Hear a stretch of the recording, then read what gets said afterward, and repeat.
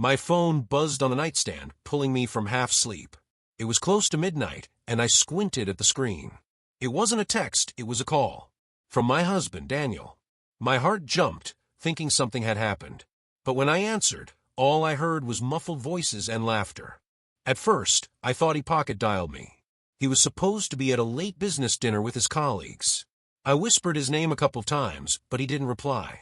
Then I realized he had forgotten to hang up after finishing his call with someone else. And that's when I heard it, my name. "She doesn't even notice," Daniel said, his tone relaxed, almost amused. "I come home late, I make excuses, and she just accepts it. She wants so badly to believe everything's fine." My stomach clenched. He was talking about me. A man chuckled on the other end. "You're lucky, man. Some wives are nightmares.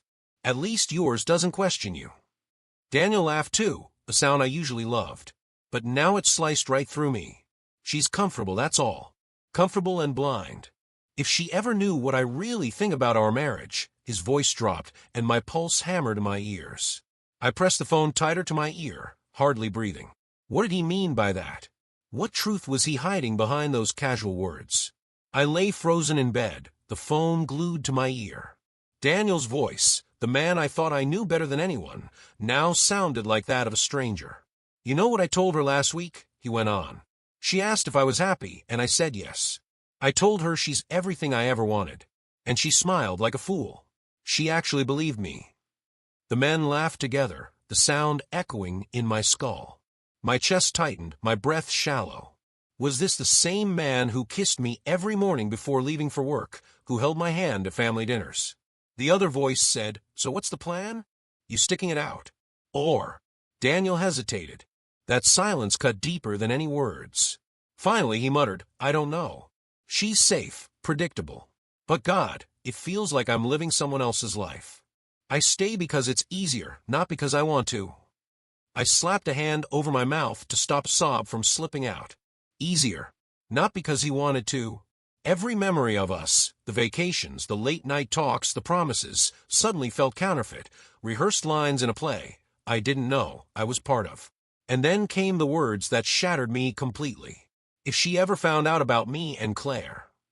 The phone slipped from my shaking hand and hit the sheets. Claire. My best friend. The name hung in the air like poison. Claire. My best friend since college. The woman who stood beside me at my wedding, who brought soup when I was sick, who claimed she envied the perfect marriage Daniel and I had. I picked the phone back up with trembling hands. I didn't even know if I wanted to hear more, but I couldn't stop myself. "She's obsessed with me," Daniel whispered, his voice lower now. "She says she's loved me since the beginning. Can you believe that? Every time I see her, she makes it clear she'd leave everything for me. It's intoxicating." The man on the line snorted. "Sounds risky." Daniel chuckled darkly. "Risky? Maybe. But when I'm with her, I feel alive. With my wife, it's just routine. Same dinners, same small talk, same bed where nothing exciting happens anymore. Claire is fire. My wife is comfort. That's all." I covered my mouth again, trying to breathe quietly, but my whole body shook. Comfort. He reduced our entire marriage, our years of building a life together, to a word he spoke with disgust. And Claire. How long had this been going on? I thought of the countless girls' nights where she asked me if Daniel was still romantic. I thought of her sly smiles when he walked into a room. And suddenly I remembered a detail I had brushed off before. Last month, when Claire came over, I caught her wearing the exact cologne I had gifted Daniel for Christmas. She said she'd bought it on sale for herself because she liked the scent. I believed her.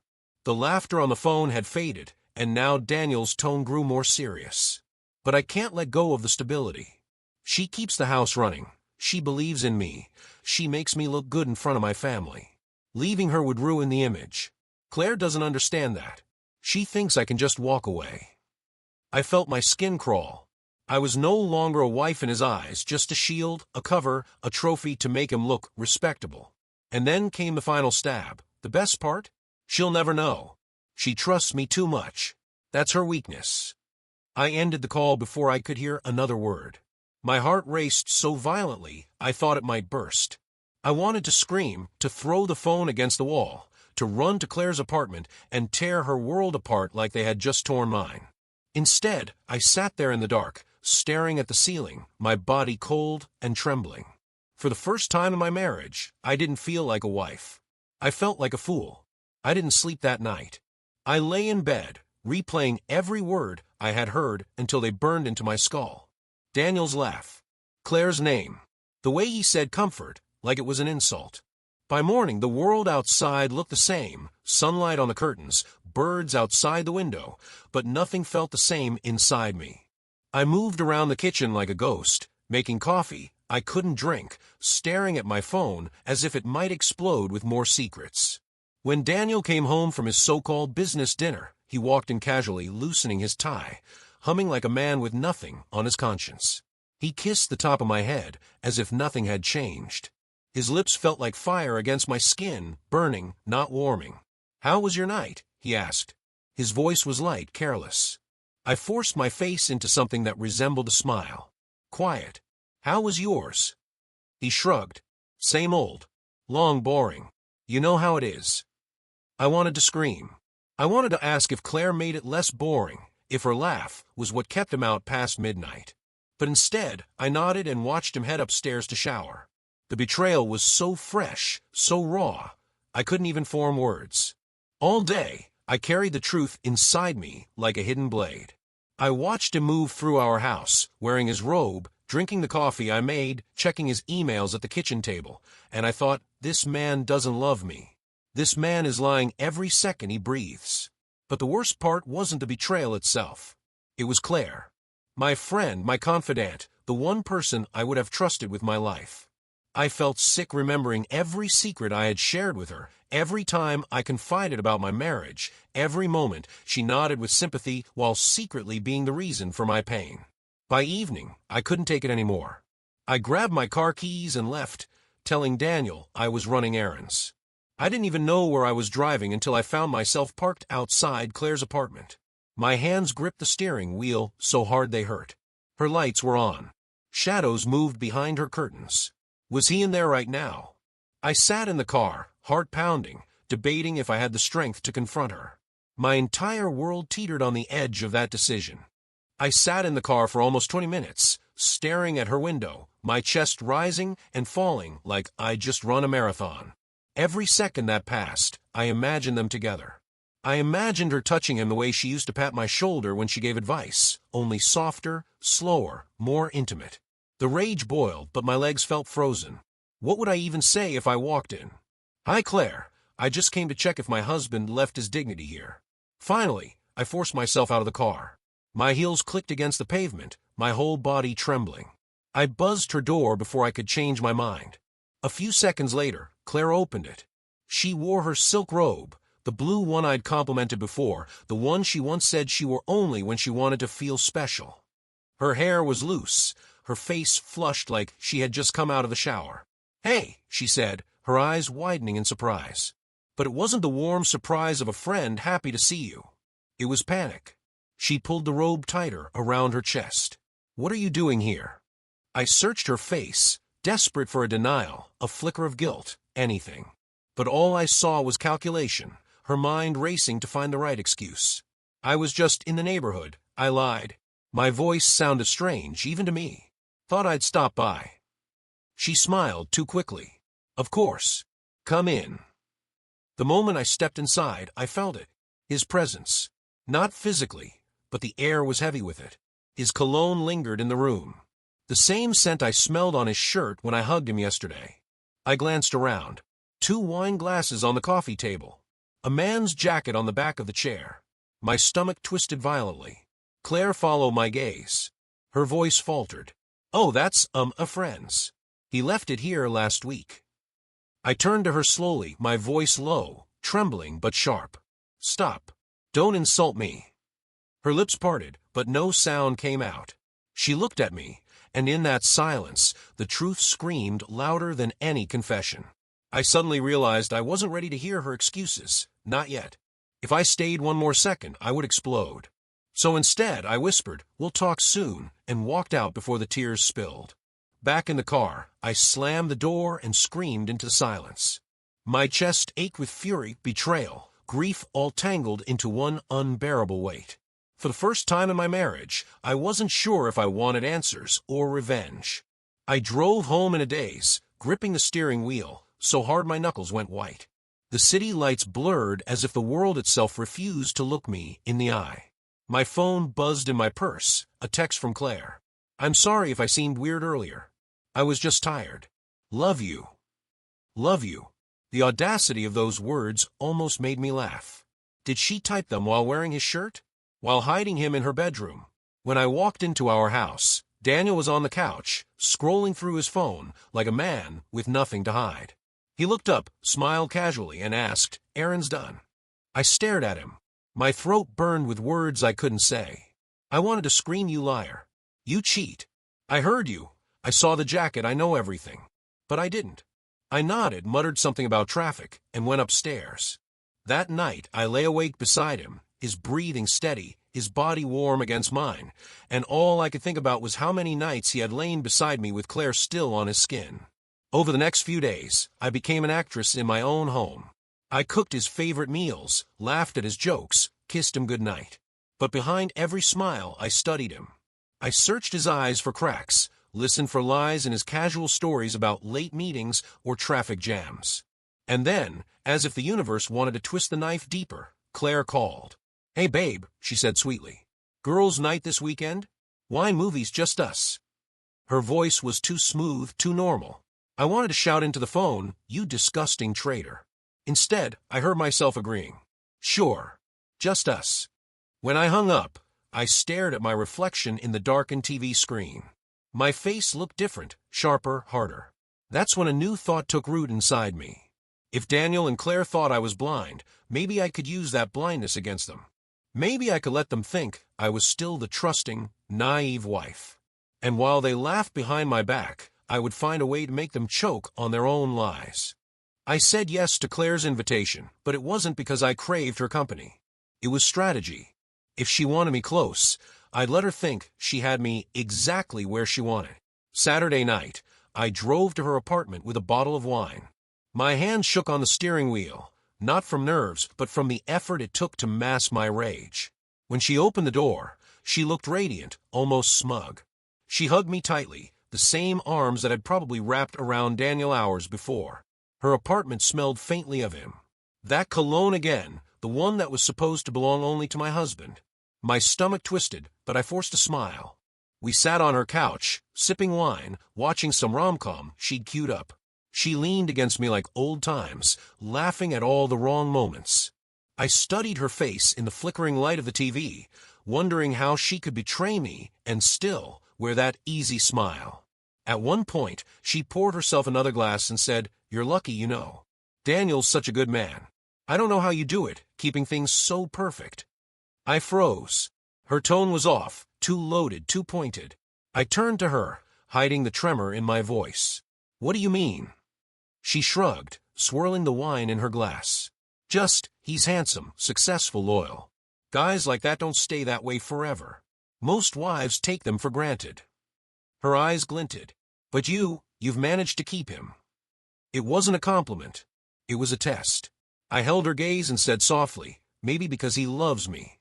Her lips curved into the faintest smirk, like she knew a secret I didn't. My blood boiled, but I didn't flinch. Instead, I let her believe she was winning. Later that night, when I left her apartment, I sat in my car for a long time, gripping the steering wheel. I realized something important. She wanted me to suspect. She wanted me to feel insecure, to sense the truth without proof. It gave her power. But she didn't know what I knew. She didn't know I had heard Daniel say her name. She didn't know I had seen his jacket in her living room. And she sure as hell didn't know that I was done playing the fool. The next morning, I began my own quiet investigation. I checked Daniel's phone whenever he left it unattended. I studied his receipts, his calendar, even his laundry. Piece by piece, I gathered the puzzle that was tearing my life apart. And then one evening, while he showered, I found it, a hotel receipt tucked into his wallet. The date matched the night he said he had been working late. The signature was his. My hands shook as I copied every detail onto my phone. My chest ached with betrayal, but underneath it all, something else grew stronger: clarity. Daniel thought I was blind. Claire thought I was weak. They were both about to learn exactly what happens when you push a woman too far. The hotel receipt burned in my pocket like a secret weapon. I couldn't stop staring at the timestamp, 11:42 p.m. The exact time he had texted me, "Still at the office, don't wait up."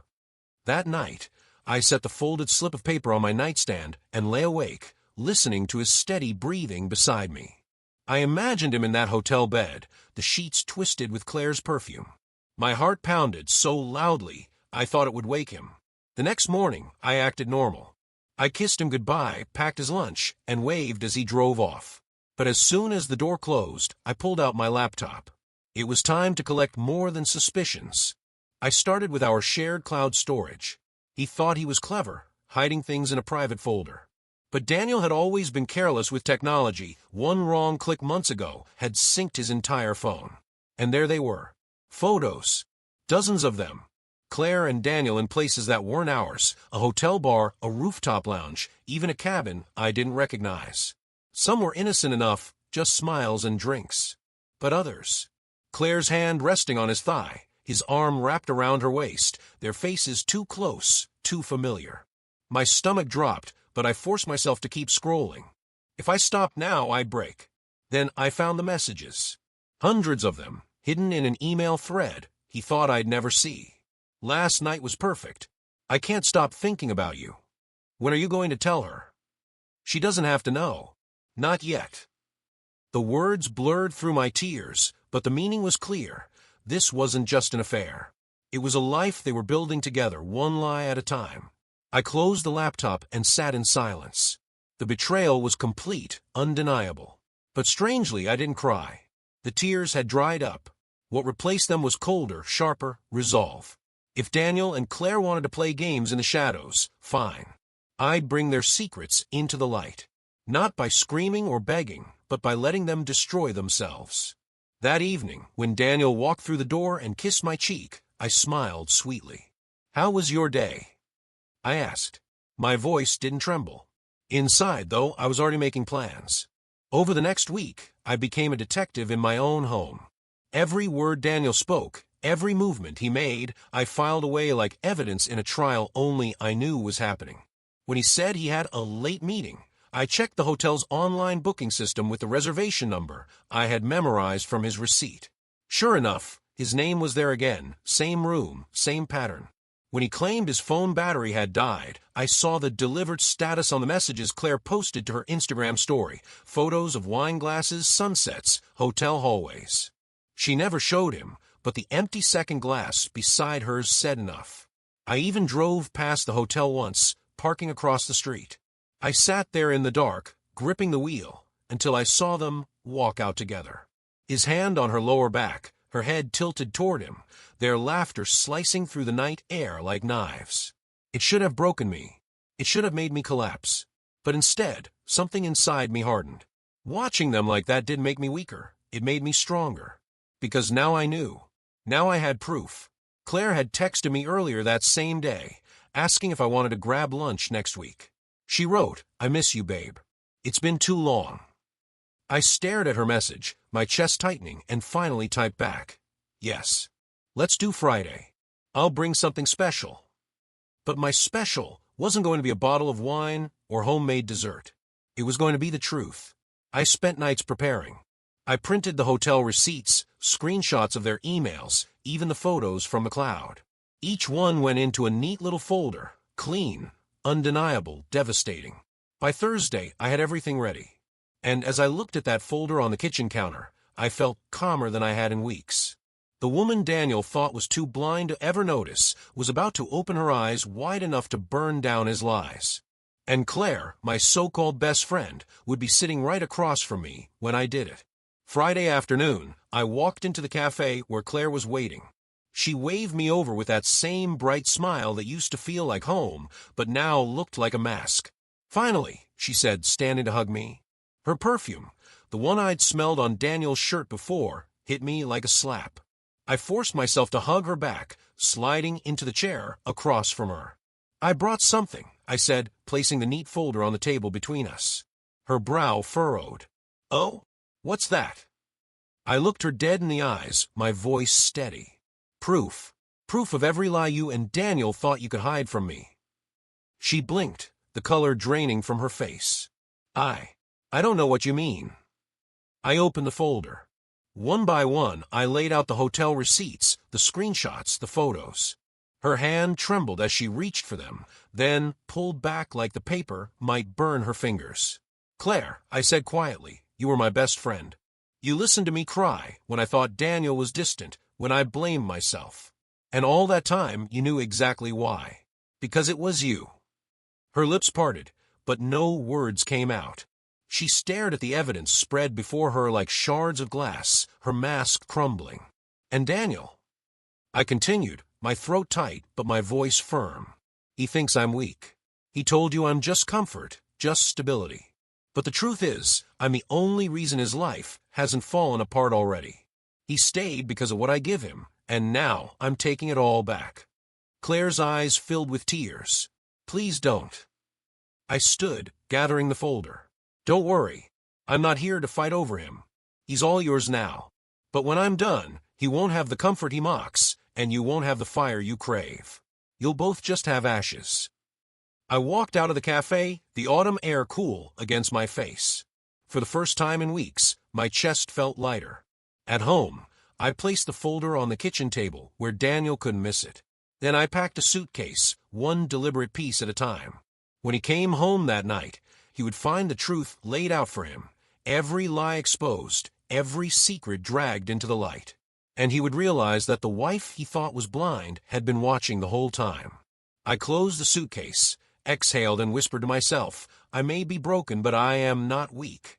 And with that, I walked out of the house, leaving him to choke on the ruins of the life he destroyed.